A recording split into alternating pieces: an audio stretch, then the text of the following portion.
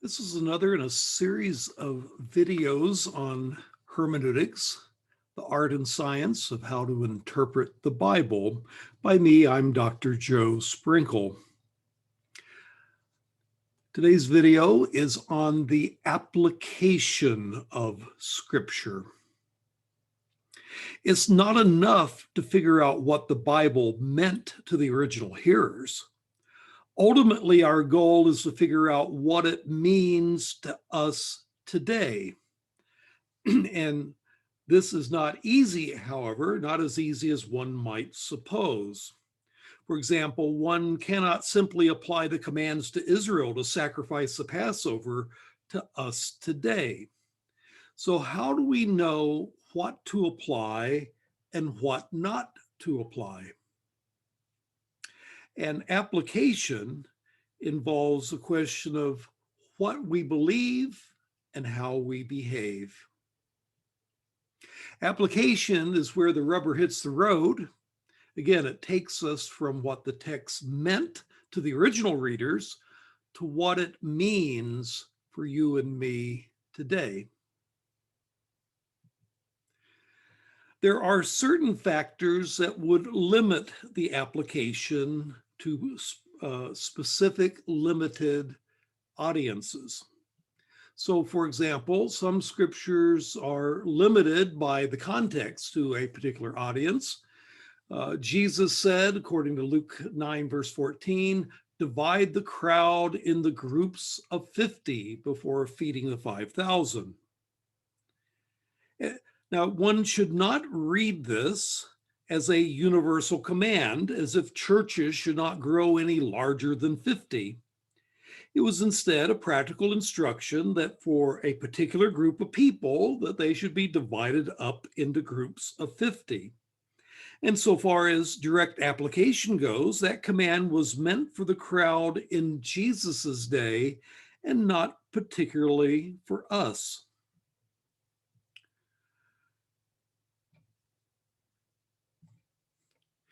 Jesus also told two of his disciples to go find a donkey and untie the donkey, loose the colt and the donkey, as it says in Matthew 21 and verse 2. And again, there's no direct relevance of this command to us today. We have no justification for preaching a sermon on this with the main point, you should loose your colt today. Or have you loosed your donkey today? The command was limited in application to the two disciples that he was speaking to at that time. It has no direct relevance for us.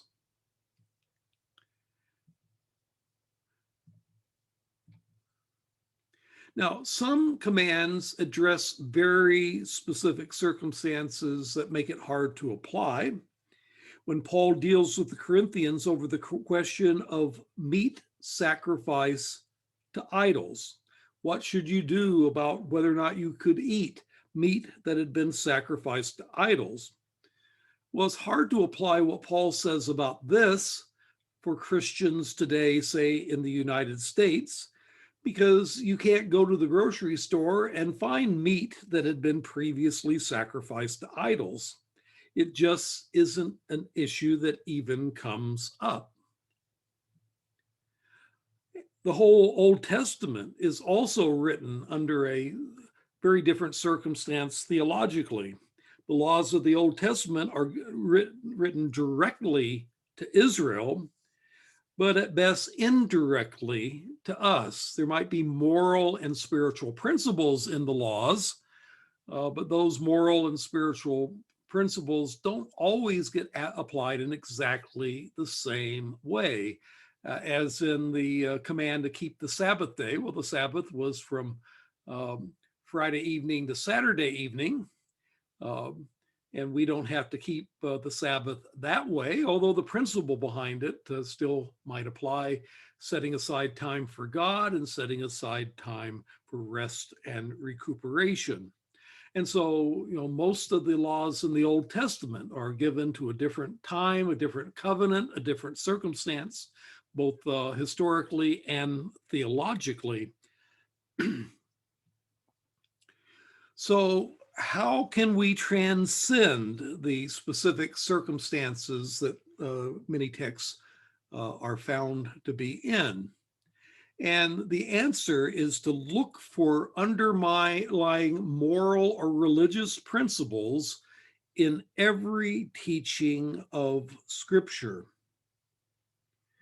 You might say it this way, that, well, some commands of Scripture are already given on the level of universal principles, like most of the commands in the Ten Commandments: do not commit adultery, do not commit murder.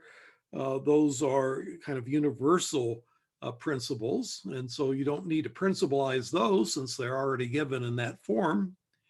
On the other hand, if it is a bit more specific and a bit more culturally and historically dependent, you can still seek to deduce a principle from that circumstance and apply that in an analogous way to us today. Again, all the ceremonial and civil laws of the Pentateuch would be an example of that. They apply directly to Israel. They do not apply directly to the church. But nonetheless, there are often moral and spiritual principles. So we don't do animal sacrifice, but the concept of animal sacrifice, the need for blood atonement for sin, finds application in the sacrifice of Jesus in the New Testament. So there can be moral and religious principles that transcend the specific context, and then those principles can be applied in an analogous way today. For example, you have a command in Leviticus 19 and verse 19, and that says you're not to mix certain types of things, two types of material together, two types of seed in the field, two types of animals, that you are not to improperly mix those.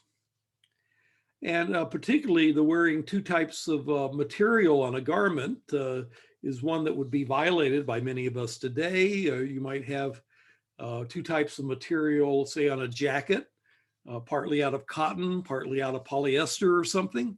And that would be in violation of Leviticus 19:19, a law about improper mixtures. But nonetheless, if you ask, well, why was that law given for Israel? At least a plausible interpretation of it is that it was given so that Israel would be different than the Canaanites.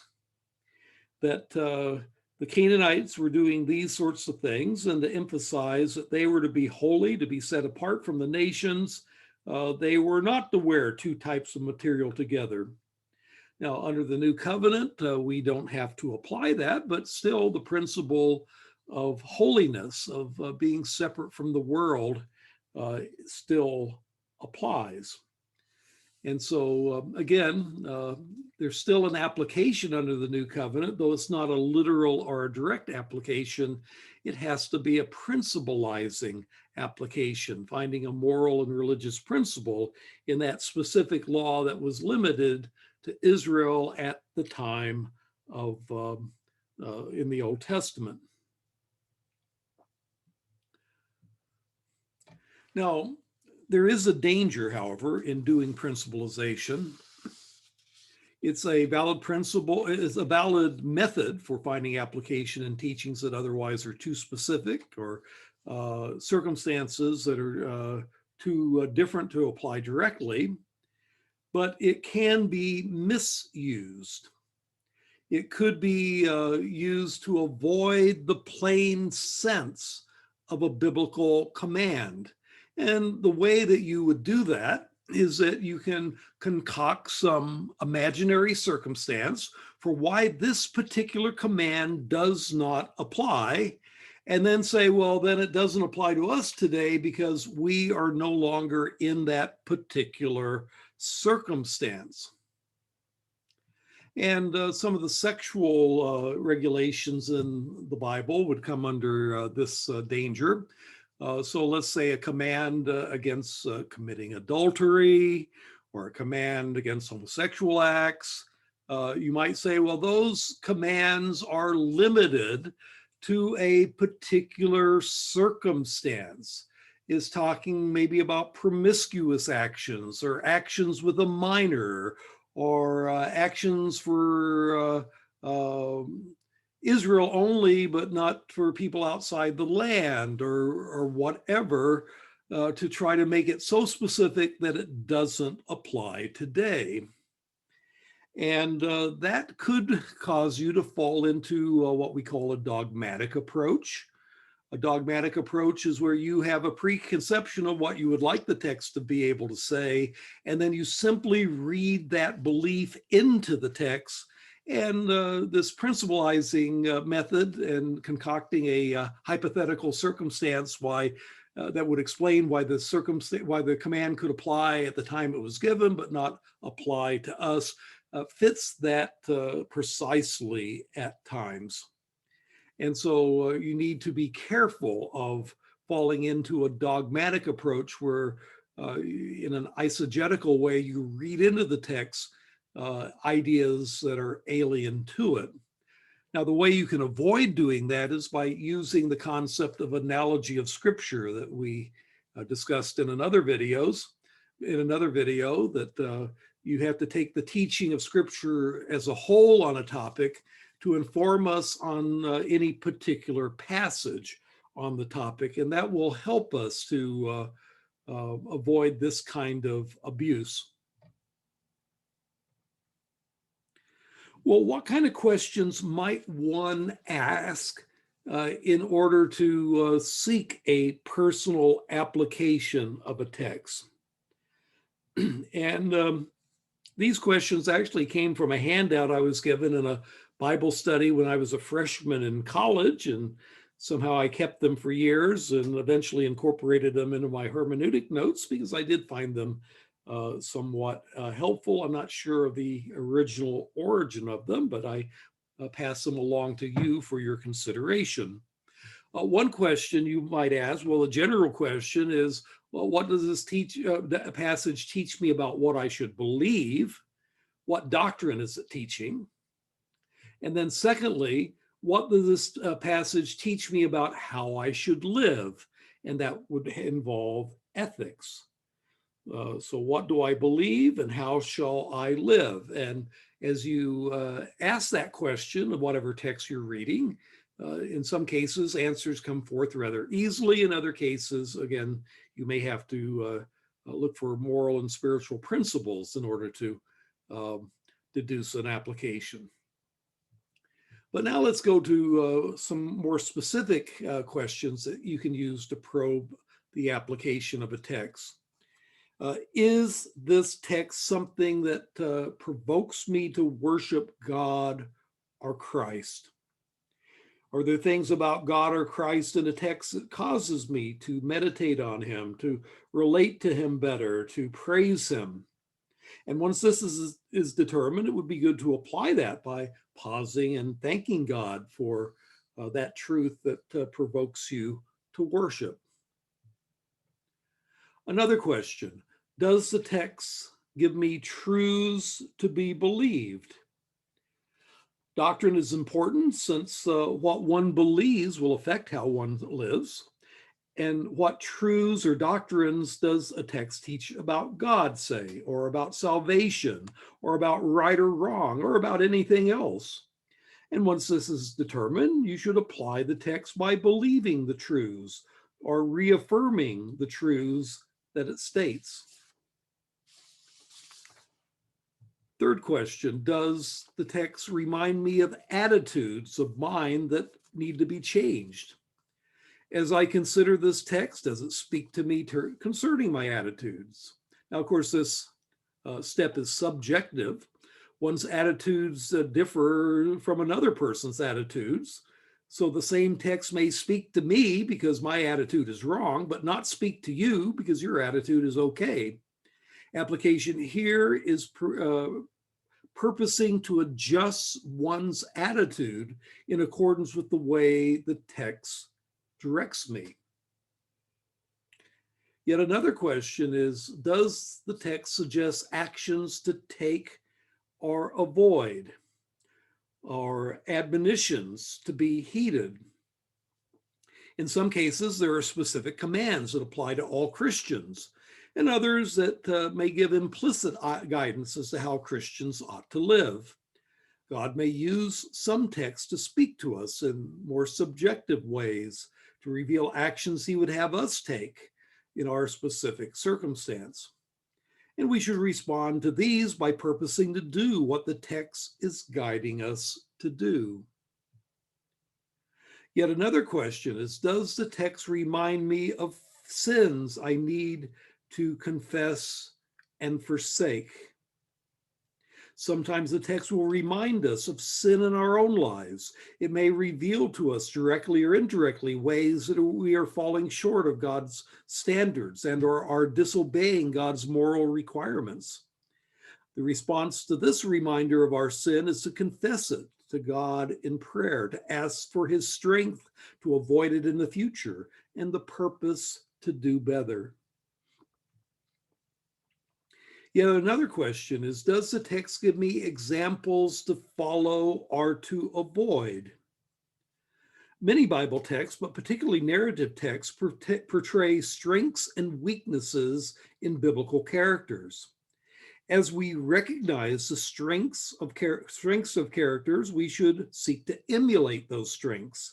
As we see flaws in the lives of biblical characters, we should strive to avoid the mistakes that they make. And then one last question, does the text have admonitions that I need to heed? And in addition to that, does the text contain promises that I can claim? Again, if you have an admonition that you should heed, well, you should do that which the text is admonishing us to do. If it has promises that we can claim, promises that apply to us as Christians, for example, the promise that Christ will be in wherever 2 or 3 are gathered in his name, he'll be in their midst, Matthew 18:20, or promises of our home in heaven, in John 14, verse 3, well, we can affirm and take comfort in those promises. And so these kinds of questions can help us tease out of a text various applications about what we are to believe and how we are to live. Now, somewhere along the way in drawing application, we need to make sure that whatever application we're drawing is actually valid given the text that we're drawing it from, that it's exegetically justified, that it's contextually justified. And so you have to ask yourself, is it exegetically sound? Some subjective impressions concerning what a text means and how it applies may, after careful exegesis, prove to be false. Perhaps we initially misunderstood the text. For the text to reveal a truth to us, the truth must either directly or at least implicitly be taught by the passage. Or to put it differently, a text cannot teach what it could never have taught. It cannot mean what it never could have meant. Proper exegesis eliminates many misapplications. So we need to make sure that our application is consistent with the historical grammatical meaning of the text. But then we should temper our application through analogy of Scripture. Again, some statements of Scripture are to be ceaselessly softened by other statements of Scripture elsewhere. So, taken by itself, you might go to a particular extreme. But in the light of other passages, you may need to temper that. You may need to soften that application because you have to balance it out with biblical teaching throughout Scripture. And then you should consider how changes in circumstance or audience may limit the application for the text. You should ask, could this directive or truth be taken too far? Again, balancing it out with the analogy of Scripture will help us there. So, for example, the teaching of Jesus that if your hand causes you to sin, you should cut it off. Must be balanced with the teaching about caring for one's body as the temple of the Holy Spirit in 1 Corinthians 6 and Ephesians chapter 5. And is the text limited in application by its context? Like the verse, I can do all things through Christ who strengthens me. Taken by itself, it looks like an absolute statement, but read in context, it means that he can cope with contentment through Christ who helps him regardless of his circumstances. One must ask if a truth or directive is taught by a passage, whether it's limited to a particular audience or whether it's universally applicable to all believers. And this involves asking to whom the command or promise was originally given. Was it to a group or to an individual or to all Christians? If it's for all Christians, then of course it applies to me. But if it was given to a particular group, one may have to principalize to find a broader application. To what subset of people is the directive or doctrine given? Is there a moral or religious principle that led to the directive or doctrine given to a particular audience that can transcend that circumstance? How can this apply by analogy to today? For example, teaching for Israel often applies by analogy to the church because both are God's people, and much of what God says to Israel tends to apply, at least by analogy, to the church, where you imply the implicit principle as widely as can be reasonably allowed in the light of biblical teaching elsewhere.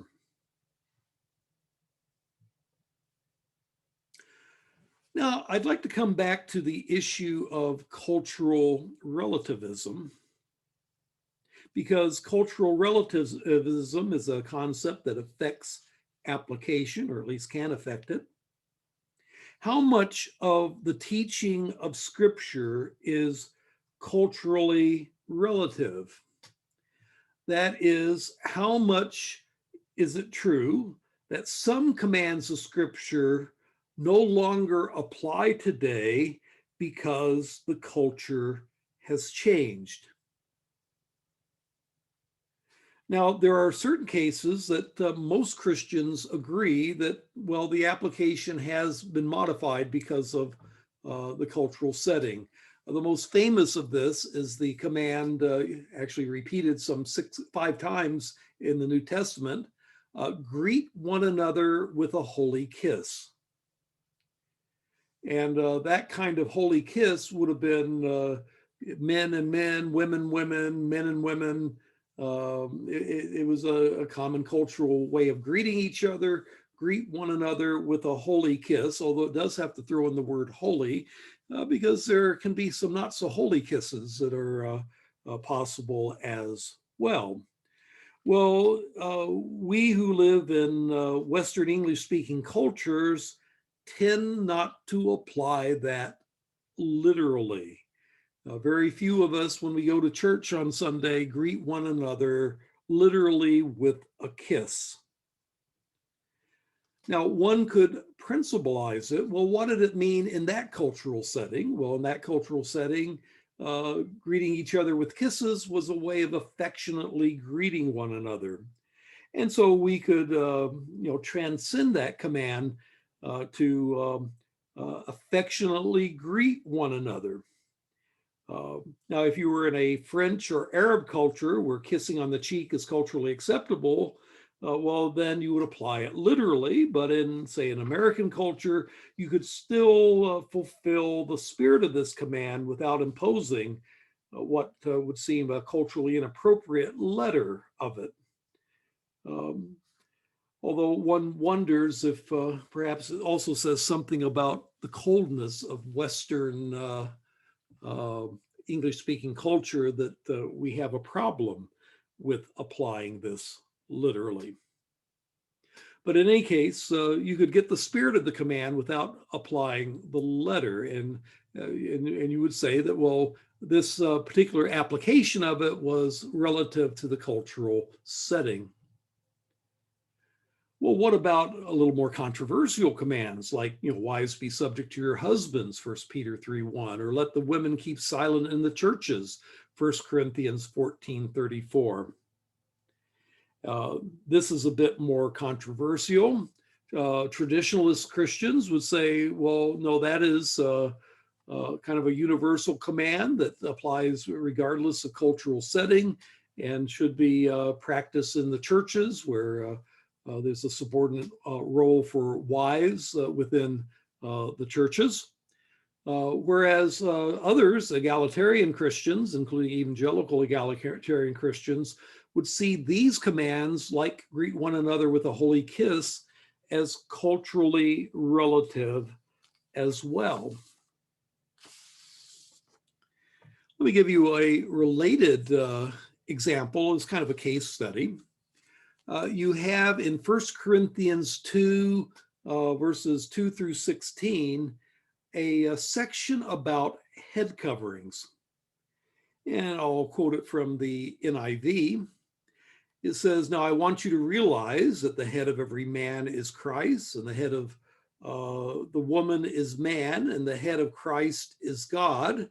Every man who prays or prophesies with his head covered dishonors his head, and every woman who prays or prophesies with her head covered dishonors her head. It is just as though her head were shaved. If a woman does not cover her head, she should have her hair cut off. And if it is a disgrace for a woman to have her hair cut or shaved, she should cover her head. A man ought not to cover his head, since he is the image and glory of God, but the woman is the glory of man. For man did not come from the woman, but the woman from man. Neither was man created for woman, but woman for man. For this reason, and because of the angels, the woman ought to have a sign of authority on her head. In the Lord, however, woman is not independent of man, nor man independent of woman. For as woman came from man, so man is born of woman. But everything comes from God. Judge for yourselves. Is it proper for a woman to pray to God with her head uncovered? Does not the very nature of things teach you that if a man has long hair, it's a disgrace to him?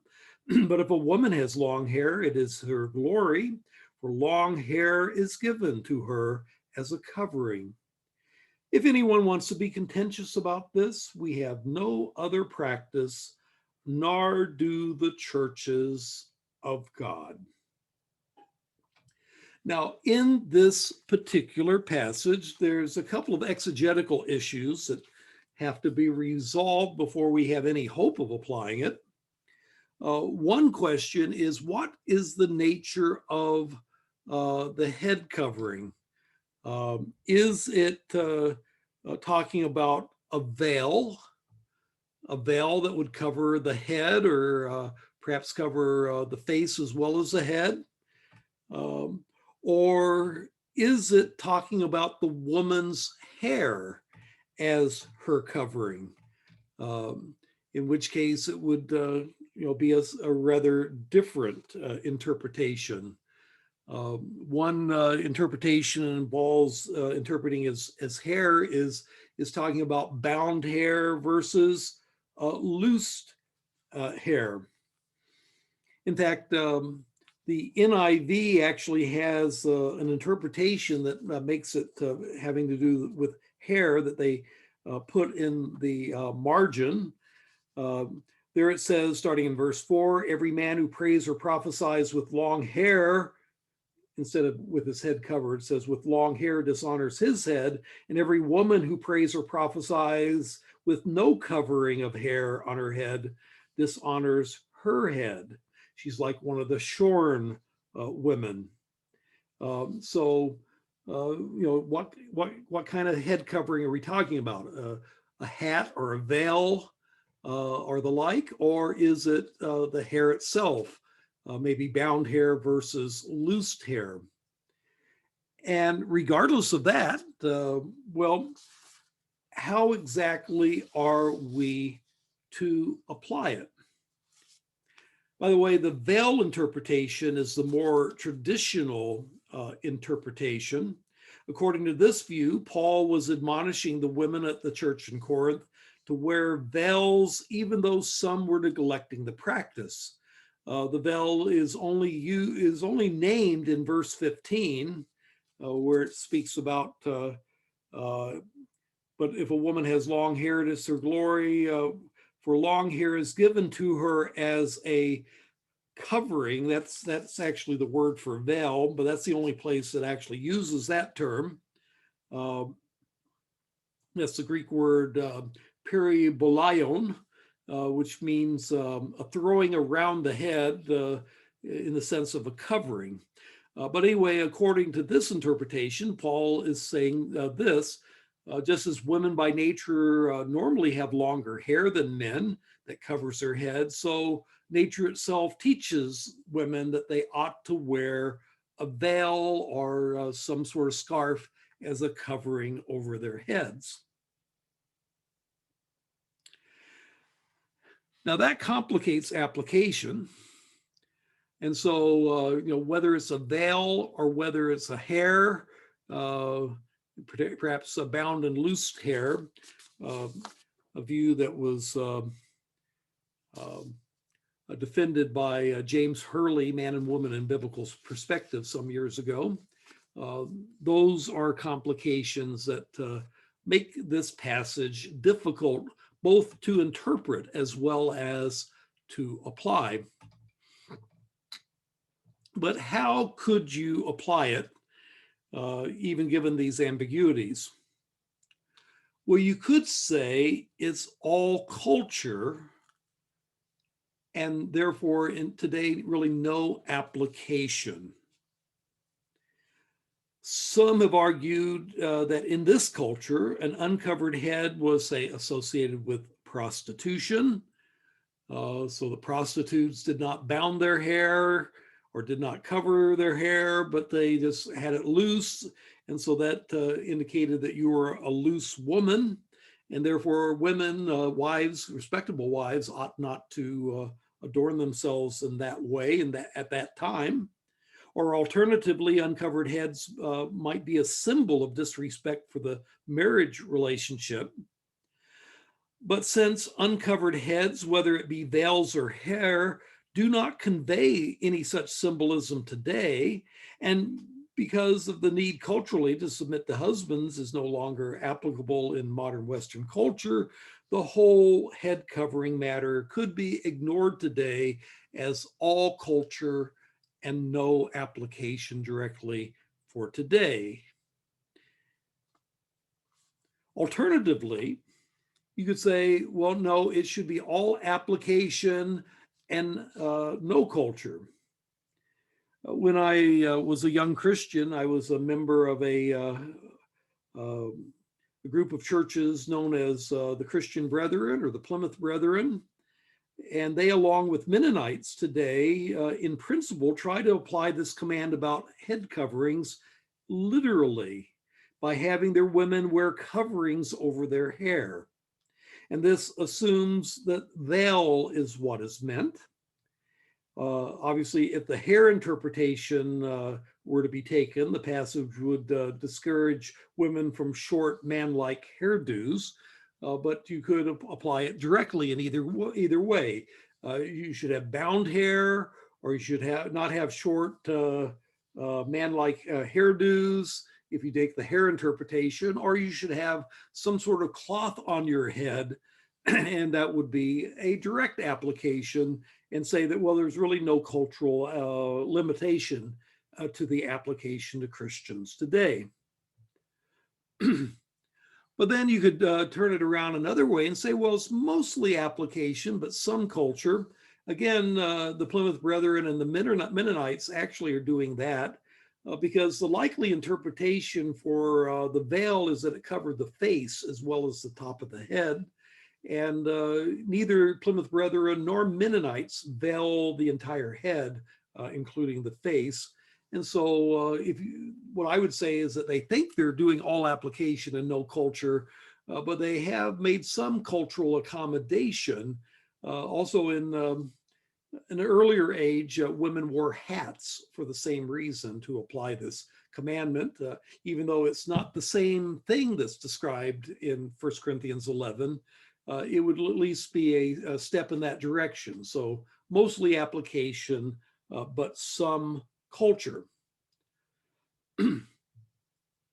But then you could take a view, and this is kind of the view I would tend to lean towards, and say, well, it's primarily a cultural thing, but you should look for the underlying principle behind that particular culturally and historically limited command. And so if uncovered women was a symbol of rebellion against authority, particularly the authority of their husbands, well, you can say the principle is that you should not do things that dishonor your husbands.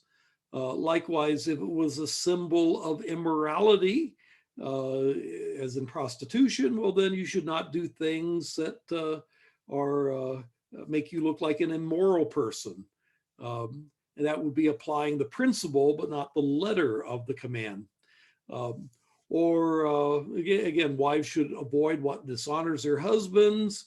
But today, this would have nothing to do with either veils or hair, because that part of it was culturally relative.